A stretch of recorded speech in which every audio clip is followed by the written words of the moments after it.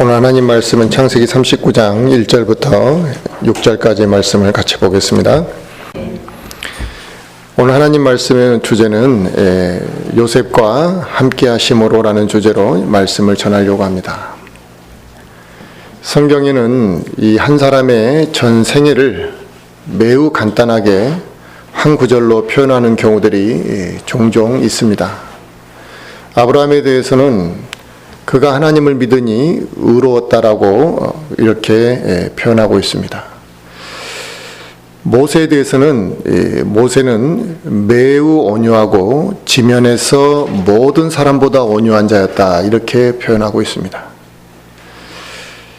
예수님이 제자이자 또 사랑받았던 요한에 대해서는 예수님께서 사랑하시던 제자라는 이런 표현으로 요한을 사랑하는 표현을 요한에게 그렇게 하셨습니다. 그래서 그 사람의 생애에 대해서 성경은 이렇게 함축된 단어와 구절로 말씀하고 있는 부분들이 많이 있습니다. 이 함축된 문구가 그 사람의 수십 년 동안의 전 생애를 설명하는 데 있어서 부족함이 없고 또 정확하게 표현하고 있다는 거죠. 그런데 오늘 본문에 나온 이 요셉에 대해서는 어떻게 표현했는가? 주께서 요셉과 함께 하심으로 그가 형통한 자가 되었다 이렇게 표현하고 있습니다. 요셉의 일생을 너무나 잘 요약해 주는 부분이 아닌가 싶습니다. 사도행전 7장의 유명한 스데반의 설교를 우리가 잘 알고 있습니다. 그 스데반이 설교할 때 이 요셉에 대해서 말할 때 뭐라고 표현했냐면 하나님께서는 그와 함께 하셨다라고 표현하고 있습니다. 이처럼 요셉의 일생은 항상 하나님께서 함께 하시는 삶이었다라는 표현으로 집약해서 말할 수 있는 그러한 삶이었습니다. 그런데 막상 요셉의 인생 역경을 쭉 살펴보면 하나님께서 그와 함께 하신 겉에서만 보기에는 요셉의 현실이 하나님께서 함께 하시는 것처럼 보이지 않을 수 있었습니다. 왜냐하면 그 일생이 항상 평안하지는 않았습니다. 행복하고 또 그 삶이 편안하고 그랬던 것이 아니라 어려서부터 인생이 우여곡절이 너무나 많았고 어린 나이에 감당하기 너무나 힘든 일들을 많이 감당한 사람이 요셉입니다. 그러나 성경은 요셉에 대해서 설명할 때 하나님께서 그의 삶에 복을 주셨고 하나님께서 그와 함께 하심으로 그가 형통한 자가 되었다라는 이렇게 말씀하시고 있다는 겁니다. 그렇다면 우리는 이 성경에서 중요한 인물들 한 사람 한 사람을 이렇게 집약된 표현으로 말로 표현하고 있는 것을 본다면 내 자신은 하나님 앞에 어떤 함축된 말로 표현될 것인가 이것을 생각해 보아야 됩니다. 그동안 내가 살아온 인생을 하나의 자서전으로 써지고 또 내 모든 기록들, 내 감정과 또 나의 욕망과 나의 문제들과 또 내가 추구했던 모든 것들이 이렇게 공개되어졌을 때 과연 하나님께서 나를 어떻게 정의를 내리실 것인가, 내가 어떻게 드러나게 될 것인가, 이것을 우리가 생각해 봐야 될 문제라는 거죠. 하나님을 사랑하는 자였다라는 표현을 듣게 되는 사람도 있을 것이고 또 하나님의 일에 게으르지 않았다라는 이런 표현을 듣는 사람도 있을 거고 열정이 넘쳤던 그의 인생이라고 또 표현받는 사람도 있을 수 있습니다.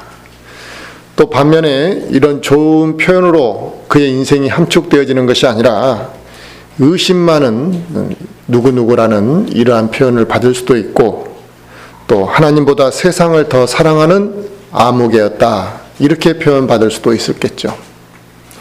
또 그 사람은 세상을 더 사랑하여 주의 길에서 벗어난 자였다라고 함축되어서 표현되는 이러한 인생도 있을 것이라는 겁니다.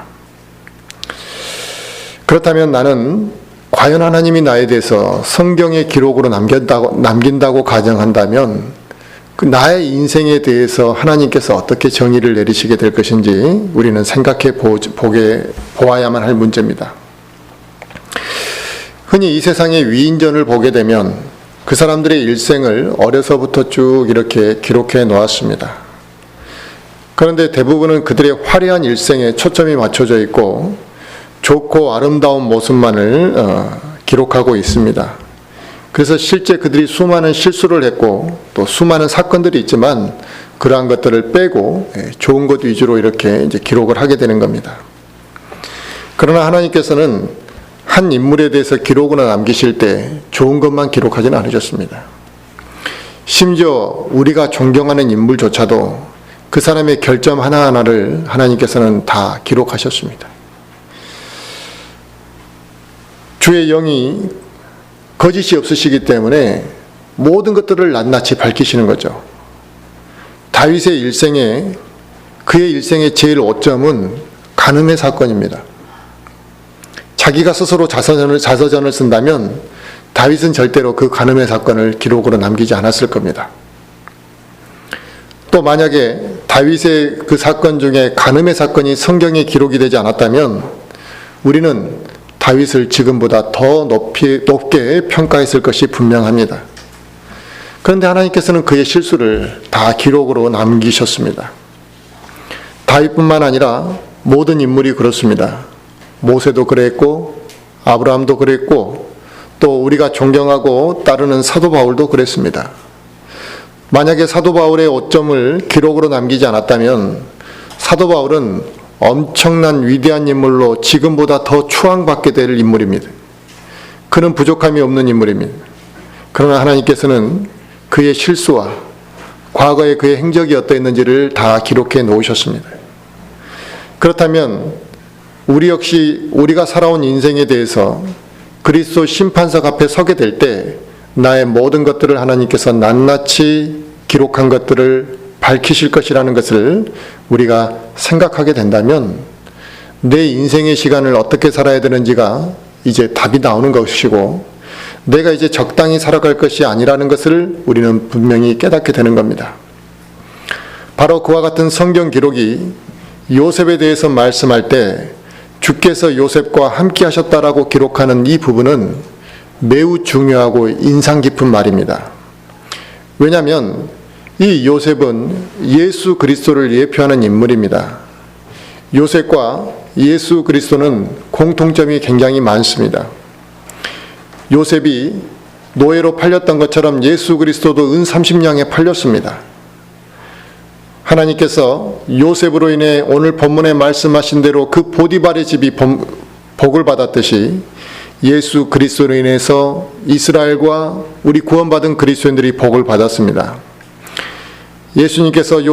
예수님께서는 요셉과 동일하게 요셉이 시험 받았던 것처럼 예수님도 시험을 당하셨습니다. 요셉이 거짓 고소를 당했던 것처럼 예수님도 거짓 고소를 당했습니다. 하나님께서 요셉과 함께 하신 것을 모든 사람 앞에서 보였듯이 예수님께서도 하나님께서 함께 하심을 사람들 앞에 보이셨습니다. 이처럼 요셉은 예수 그리스도와 너무나 흡사하고 예표적인 인물 중에 제일 대표적인 인물입니다. 그뿐만 아니라 사도행전 10장에서 베드로가 이 고넬료의 집에 가서 설교를 할 시점에 예수님을 고넬료에게 증거할 때 뭐라고 표현했냐면 그 예수님은 하나님께서 그분과 함께 하셨다라는 표현을 썼습니다. 그분은 단순히 인간이 아니라 그 육신을 입고 오신 하나님이시고 또 이 세상에 거하시는 그 과정 모든 가운데 하나님께서 그분과 함께 하셨다라는 표현을 썼습니다. 그런데 바로 그 표현을 오늘 본문의 요셉에게 그 표현을 그대로 쓰고 있다라는 사실은 놀라운 일이 아닐 수가 없습니다. 바로 이것을 통해서 알 수 있는 것은 우리가 예수 그리스도의 은혜 안에서 온전해질 때 우리가 예수 그리스도의 형상을 입게 되는 것입니다. 그래서 우리가 요셉과 같이 살아가게 될 때 주께서 아무개와 함께 하심으로 그가 형통하게 되었다라는 말을 우리가 듣게 될 수 있는 것입니다. 내 인생을 살아갈 때 하나님께서 어떻게 해주실 때가 복이 받는 겁니까? 우리는 무엇인가 내 원하는 대로 되는 것이 복을 받는 것이라고 그렇게 생각하고 있습니다만 내 삶의 인생 동안에 하나님께서 그 사람과 함께 하셨다라는 표현을 들을 수만 있다면 그것이 제일 복된 인생이라는 것을 알아야 됩니다. 무엇이 복된 것인지를 사람들은 잘 구분하지 못하고 살아갑니다. 무엇이 인생이 의미 있는 것인지를 모르기 때문에 그렇습니다. 사도 바울의 서신서를 보면 그의 인사말이 모두 공통점이 있습니다.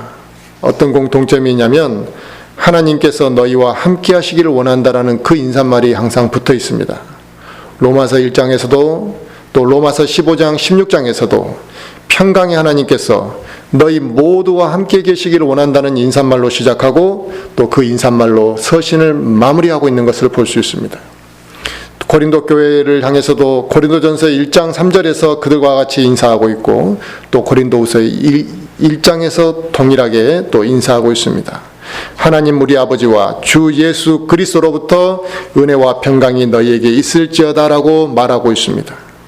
그리고 그 서신서를 마무리하는 고린도후서 13장에서는 예수 그리스도의 은혜와 하나님의 사랑과 성령님이 고통하심이 너희 모두와 함께 있을지어다라고 했습니다. 부활하신 주님께서 영광 중에 제자들에게 나타나셨을 때 그들에게 말씀하신 것은 그거였습니다. 보라 내가 세상 끝까지 너희와 함께 있으리라 이렇게 말씀하셨습니다. 무엇이 중요하고 무엇이 복된 삶이고 무엇이 의미 있는 것인지를 우리는 이것을 통해 잘 생각해 봐야 됩니다. 세상에서 단순히 부귀영화를 노리고 또 내가 무엇인가 목표한 바를 성취한 것만이 의미 있는 인생이 절대 아닙니다.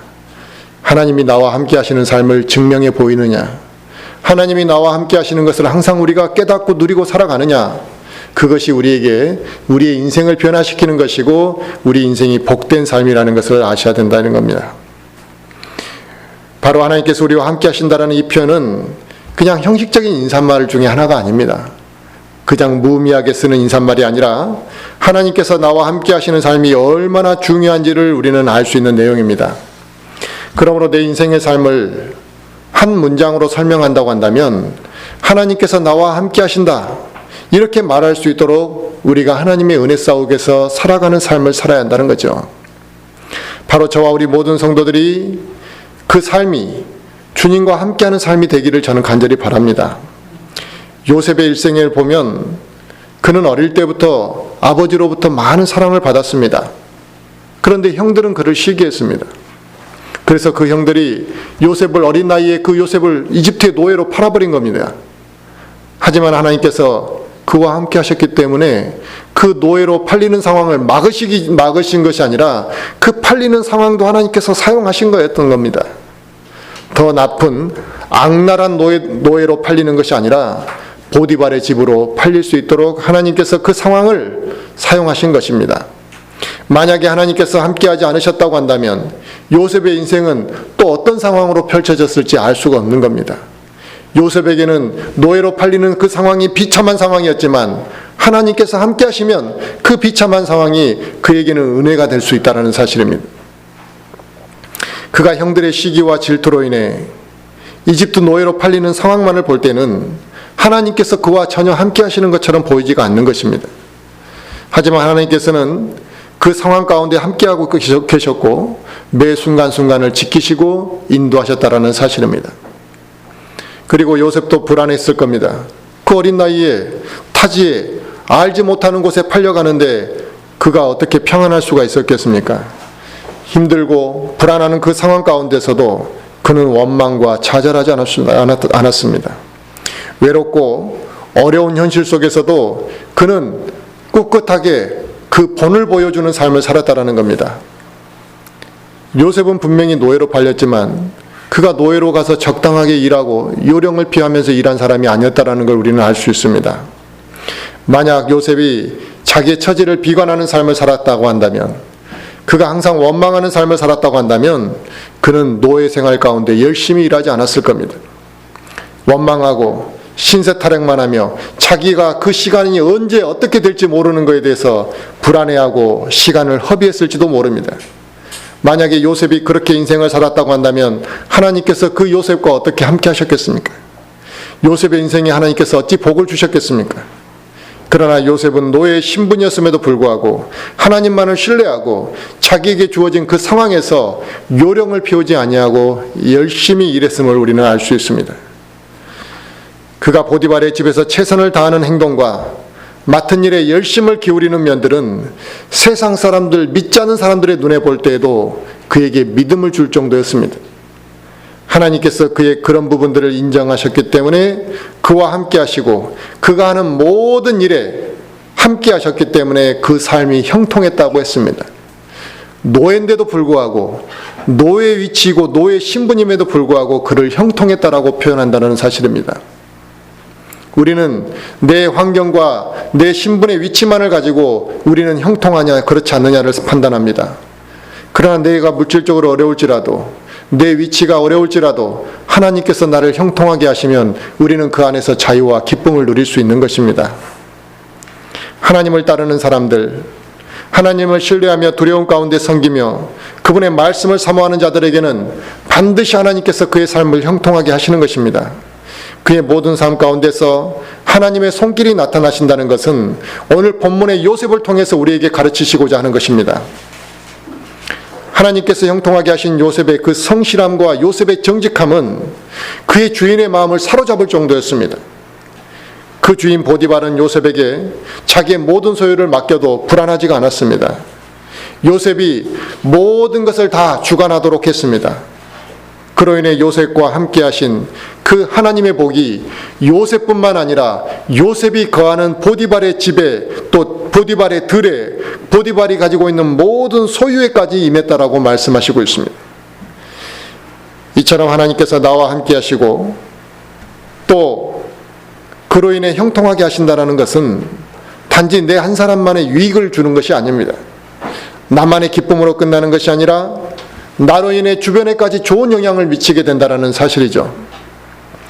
그리스도인이 이 세상에서 빛의 역할, 또 부패를 방지하는 소금의 역할을 하는 것은 매우 중요한 일입니다. 하나님께서 나와 함께 하시고 나를 통해 아름다운 열매들이 나타날 때 그 열매들을 보고 사람들은 예수 그리스도를 받아들이게 되고 하나님을 인정하게 되는 것이거든요. 바로 하나님께서 나와 함께 하심으로 인해 내가 일하는 그 일터에 하나님의 복이 임하고 그 영향력이 미친다라는 것은 놀라운 일입니다. 우리 모든 그리스도인들이 분별된 삶을 살고 하나님을 온전히 신뢰하는 삶을 살게 되면 나의 가정이 변화되고 내가 속해 있는 직장이 나로 인해 변화되고 나로 인해 긍정적인 영향을 미치게 된다는 사실입니다. 그런데 우리가 게으름과 거짓을 행하고 본분을 다하지 못하고 행했을 때 어떤 결과가 나타나겠느냐는 것은 한번 생각해 보시기 바랍니다. 만약에 우리가 본분을 다하지 아니하고 게으름과 거짓을 행하고 성실함이 우리에게 없다면 그는 하나님의 영광을 가리우는 자요, 그는 스스로 하나님의 복을 거부하는 자와 다를 바가 없는 겁니다. 베드로전서 3장 말씀을 한번 보겠습니다.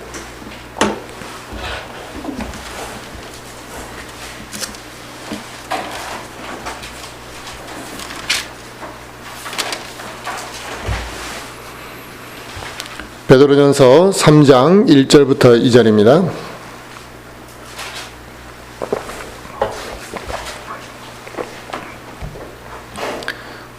베드로전서 3장 1절부터 보시면 아내들아 이와 같이 너희도 너희 남편에게 복종하라. 이것은 누가 말씀에 순종하지 아니하여도 그들 또한 말없이 아내의 행실을 통해 얻고자 함이니 두려움이 동반된 너희의 정숙한 행실을 그들이 눈여겨보느니라 그랬습니다. 아멘. 2절을 보시면 두려움이 동반된 너희의 정숙한 행실을 그들이 눈여겨본다는 겁니다. 가정에 복음을 전하기가, 믿지 않는 자가 가정에 있을 때 그들에게 복음을 전하기가 매우 어려운 이유가 뭡니까? 바로 그들이 나의 모습을 너무나 잘 알고 있기 때문에 그렇습니다. 내가 하나님을 두려움 가운데 정숙한 행실로 하나님을 섬기고 있다면 심지어 내 가족도 나의 모습을 보고 하나님을 받아들이게 될 수 있다는 겁니다. 내가 세상에서 직장 가운데 살아갈 때 아무렇지 않게 행동하고 믿지 않는 사람과 동일한 어떠한 사고방식으로 살아간다면 그 사람에게 복음을 전할 힘도 없을 뿐만 아니라 복음을 전해도 그 복음의 효력이 나타나지 않는 겁니다. 우리가 어떻게 살아가느냐, 우리가 어떻게 하나님을 섬기느냐는 바로 내가 세상에서 살아가는 모습에서 그대로 나타나는 것입니다. 교회에서는 신실한 것처럼 보이고 교회 일에는 관심이 있지만 세상의 일에서는 아주 욕얻어먹고 아주 비참하게 일하는 그리스도인들이 매우 많습니다. 그들은 요셉과 같은 하나님이 그 사람을 형통하게 하시는 그 역사를 절대 경험할 수 없다는 사실을 우리는 알아야만 합니다. 사도행전 2장 말씀도 한번 보겠습니다. 사도행전 2장 한번 보겠습니다.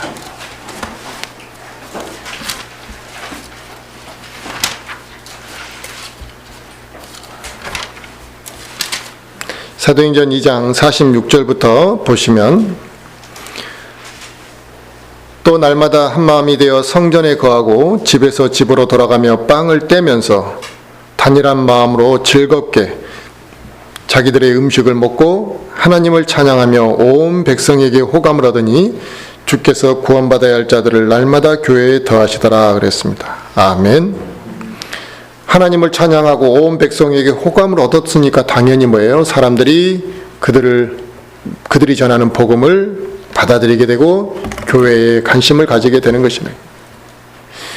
우리가 거짓과 게으름을 행하고 우리로 인해서 형통하게 되는 것이 아니라 우리로 인해서 주변의 사람에게 악영향을 미친다면 이것은 하나님의 영광을 가리우는 것이며 그의 인생이 복되지 못한 삶을 살고 있는 것입니다. 하나님께서 나와 함께 하실 때, 그리고 내가 그 분을 온전히 신뢰하고 행할 때 나의 삶에 요셉과 같은 변화가 나타나게 되는데, 하나님께서 그를 형통하게 하시고 또 함께 하심은 내 삶뿐만 아니라 내 주변의 모든 사람들에게 영향을 미치게 된다는 것입니다. 그래서 주변의 사람들이 그 사람의 삶의 모습을 통해서 말하는 겁니다. 아, 하나님이 계시는구나. 하나님은 저 사람과 함께 하는구나. 이 부인할 수 없는 증거들 속에서 그리스도인의 삶이 나타나는 것입니다. 그러므로 우리 그리스도인들은 어떤 상황과 어떤 위치에 있더라도 우리가 진실되어야 된다는 사실입니다. 바른 영적 자세를 가지고 우리가 살아가야만 하는 것입니다. 그리스도인이 하나님의 말씀에 대해 사모하고 그분의 뜻을 순종하고 우리가 이렇게 살아가게 될 때 그 사람의 삶에서 하나님이 함께 하심이 나타나는 것이고 그 사람으로 인해서 누군가가 변화되는 것이고 놀라운 결과들이 우리의 삶 속에서 나타나게 되는 것입니다. 요셉의 경우에 그를 통해 하나님께서 보디발의 집에 복을 주셨습니다. 모든 것이 잘 풀려 나갔습니다. 그런데 또 그렇게만 잘 풀리는 것이 아니었습니다. 그에게 시험이 찾아왔습니다. 보디발의 아내가 그를 유혹하는 것이죠. 하지만 요셉은 그 보디발의 아내의 유혹에 흔들리지는 않았습니다. 바르게 분별했고 그는 바르게 판단했고 행동했습니다.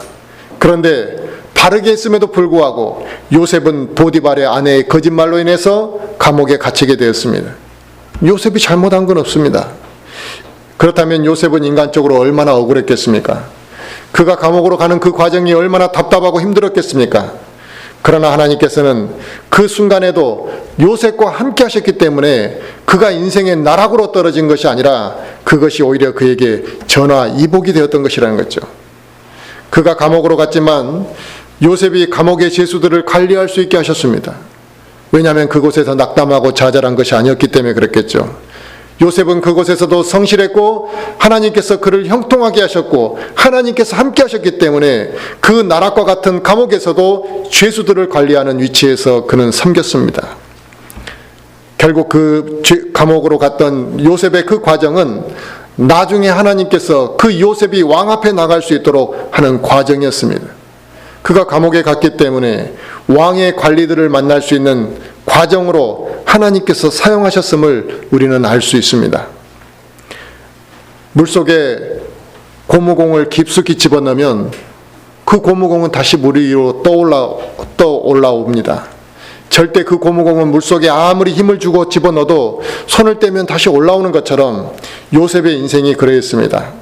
하나님께서 그와 함께 하셨기 때문에 그의 상황이 어떻게 힘든 상황이고 좌절할 상황이라 할지라도 요셉은 좌절하지 않았고 하나님께서 그를 지키셨습니다. 그게 바로 우리 그리스도인의 삶도 그와 같아야 한다는 것입니다.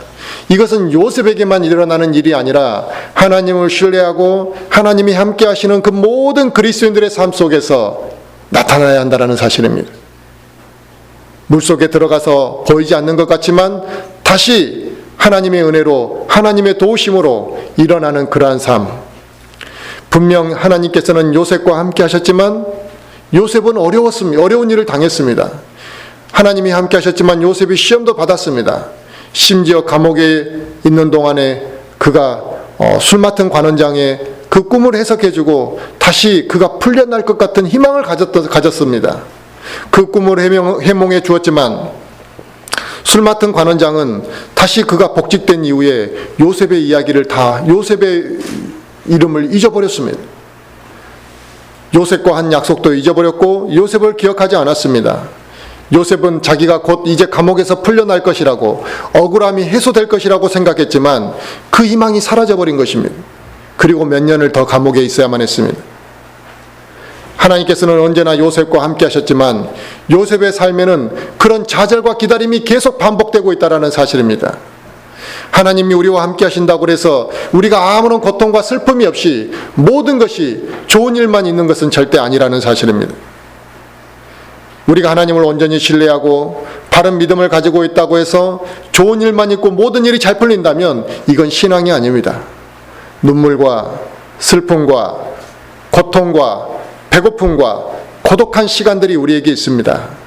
좋을 때나 기쁠 때나 또 슬플 때나 우리의 믿음과 신앙이 흔들려서는 안 되는 것입니다. 그리스도인이 이 세상에서 어떻게 살아갈 것인가, 그것은 요셉이 우리에게 정확하게 가르쳐주고 있습니다. 요셉을 통해서 우리는 배워야 한다는 것이죠. 요셉에게 하나님께서 함께 하시며 그의 삶을 지켜주시는 것을 보면서 우리가 하나님이 나를 인도하실 때 우리가 어떻게 될 것이라는 확신을 가져야 될 것이라는 거죠. 게으르지 말 것과 정직함이 우리 그리스도인들에게는 절대적으로 필요한 부분입니다. 특히 요즘 이 시대에는 열심히 일하는 것을 오히려 부정적으로 봅니다. 이제는 적당히 일하는 것이 하나의 모델이 되어버렸습니다. 그래서 이제 믿지 않는 자들은 적당히 일하고 많은 돈을 버는 것을 추구합니다.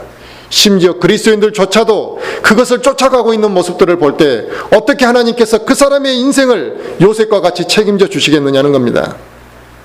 적당히 일하고 많은 월급을 받는 그런 것들을 요구하는 노동조합들이 생겨나고 있습니다. 젊은 청년들이 꿈을 이야기하고 적성을 이야기하고 비전을 이야기하지만 사실 그들의 대부분은 적당히 일하고 많은 월급을 주고 편하게 일할 그런 직장을 찾고 있는 것을 우리는 봅니다. 이게 믿지 않는 청년들만의 이야기가 아니라 믿고 구원받았다고 말하는 그리스도인들 가운데서도 그들이 직장을 추구하는 모습이 전혀 다르지 않습니다. 그들이 하나님 앞에 직장을 달라고 구하는데 그들이 말하는 직장이라는 것은 곧 편한 직장, 쉽게 일할 수 있는 직장을 찾는 것이지, 고통 가운데서도 하나님이 나와 함께 하시며 내가 하나님을 잘 섬길 수만 있다면, 내가 좋은 열매를 맺을 수만 있다면 그 어떠한 직장이든 감사함으로 받겠다라는 그러한 고백이 아닙니다. 하나님을 잘 섬기고 열매를 맺을 수 있고 하나님의 인도하심을 구하는 그런 그리스도인들의 청년들이 이제 찾아보기가 어렵습니다. 이제는 이 세상 가운데서 하나님의 형통하심을 보여주는 그러한 그리스도인들이 이제는 나타나지 못하고 있는 것입니다. 세상에서도 나보다 높은 직급에 있는 사람이 나를 지켜보게 되면 우리는 말을 조심하고 행동을 조심합니다. 또 사람들의 눈을 의식합니다. 마찬가지로 우리가 하나님을 의식하게 되면 요셉이 그러했던 것처럼 시험에 쉽게 절대 빠지지 않습니다. 우리가 하나님을 두려워하고 하나님을 의식하면 우리의 삶이 달라지는 것입니다. 그런데 하나님을 망각하고 살아갑니다. 하나님을 두려워하지 않게 됩니다. 그러다 보니 그리스도인다운 삶이 우리가 사라지지 않는 것입니다. 그리고 우리는 지금 내가 속해 있는 현실만을 보며 우리는 너무나 쉽게 모든 것들을 판단하고 결정 내려버립니다. 그래서 좌절한다는 거예요. 조금만 어려움이 오면 죽을 것처럼, 희망이 보이지 않는 것처럼, 그리고 뒤를 돌아보지 못하고 앞을 멀리 보지도 못합니다. 지금 현실에만 얽매여 있다는 것이죠. 그러나 지금 어려운 현실에만 얽매이지 아니하고 우리가 하나님과 어떤 바른 관계를 지속해 갈 것인가를 생각해야 한다는 것입니다. 하나님의 뜻을 알 때까지 우리는 인내하는 것입니다. 하나님이 나에게 방향을 설정해 줄 때까지 우리는 지금 이 순간이 힘들지라도 기다릴 줄 알아야 되는 것입니다. 그게 직장이든 그게 학교든 그게 가정이든 내가 어디 곳에 소속되어 있든지 하나님께서 나와 함께 하심을 믿고 느낀다면 그 가정 가운데 하나님께서 나를 인도하실 것입니다. 그것이 바로 하나님께서 나를 형통하게 하시는 과정이고 반드시 그와 같은 그리스도인들이 형통하게 될 것입니다. 내 삶에서 일어나는 일들이 내 뜻대로 이루어지지 않는다고 해서 하나님께서 나와 함께하지 않는다고 생각한다면 그건 믿음이 없는 자요 어리석은 자입니다. 하나님께서는 구원받은 그리스도인들을 예수 그리스도의 보혈의 피값으로 사셨습니다. 하나님께서는 우리 그리스도인들을 양자 삼으셨기 때문에 양자 삼으신 모든 그리스도인들 한 사람 한 사람의 삶에 관심을 가지고 계십니다. 그리고 그들과 함께 하시고 그들의 모든 삶을 주관하시고 지켜보시기를 원하신다는 것입니다. 그러므로 그분을 주인으로 인정하느냐 인정하지 않느냐에 따라서 그 사람의 삶을 하나님께서 더 깊이 관여하느냐 방치하느냐가 되겠죠. 하나님을 주인으로 인정하는 것, 그리스도인으로서 살아가는 것은 기쁨을 알고 하나님과 함께 하심을 이제 원한다면 그가 하나님과 교제하는 것을 기쁨으로 알 것이고 그의 삶이 하나님으로 인해 형통하게 될 것입니다. 우리의 앞날이 불안하게 느껴지고 주변 상황은 암담하다 할지라도 주님이 나와 함께 하시면 우리의 삶은 어떤 상황 가운데 있을지라도 하나님의 복으로 형통한 삶을 살 수가 있습니다. 내 가정이 내 집안의 내력이 좋지 않다 할지라도 내가 배운 게 적다 할지라도 내가 가진 물질이 지금은 없을지라도 그것이 형통하지 못할 과정은 아니라 하나님께서는 우리가 어떤 상황에 있다 할지라도 하나님의 복으로 우리를 지켜주실 수 있고 하나님이 우리에게 복을 주시면 우리의 삶이 형통해질 수 있는 것입니다. 우리는 금수저를 탓하고 은수저를 탓하고 집안을 탓하고 부모의 능력을 탓할 이유가 우리에게는 아무것도 없습니다. 요셉이 이집트로 팔려온 상황 가운데서도 하나님께서는 그의 인생을 지키셨고 그의 모든 것이 형통하게 하셨던 것처럼 내가 그분을 신뢰하면 되는 것입니다.